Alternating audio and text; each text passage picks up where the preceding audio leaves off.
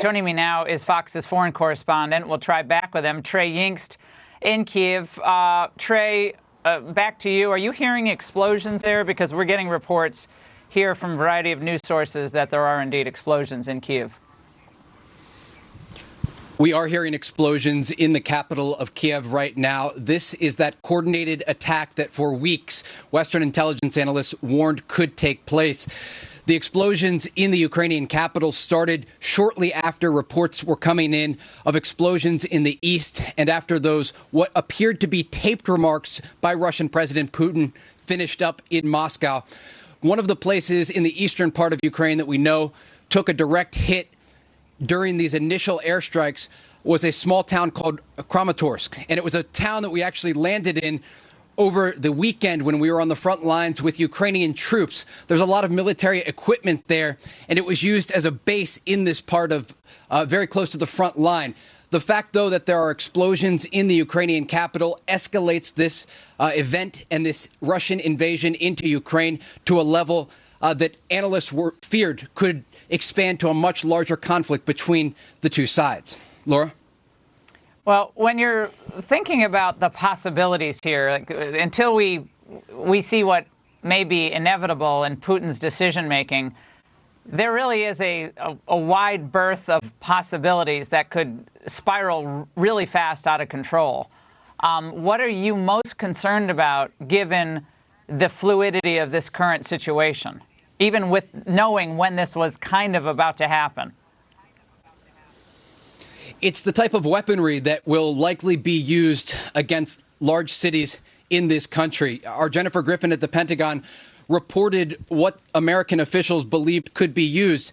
And we're looking at things from cruise missiles to ballistic missiles and ground troops in Ukraine. And we know that there were nearly 200,000 Russian forces on Ukraine's border. And this was really the worst case scenario that everyone was talking about, Ukraine getting hit from multiple different angles. And the fact is, this country, while they were preparing for the possibility of a Russian invasion, it's always been very clear that this level of a sustained attack in multiple different locations around the country just simply would not be able to be defendable for the Ukrainian military. We saw some of the drills a few weeks ago in the southern part of the country near Crimea. And they were taking place at a level nowhere near the parallel drills in Russia.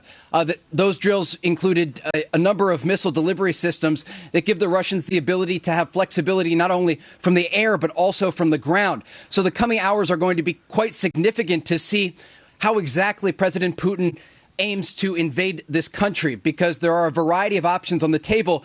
And Putin is known as a military operator in the sense that he has a playbook in front of him, and he'll be able to make a number of decisions and change as this unfolds, depending on the type of pushback that Ukrainian forces give those Russian troops as they cross the border into Ukraine. There are a variety of defense mechanisms they will employ, things like those anti-tank missiles that they received from the United States over the past several weeks and other NATO countries.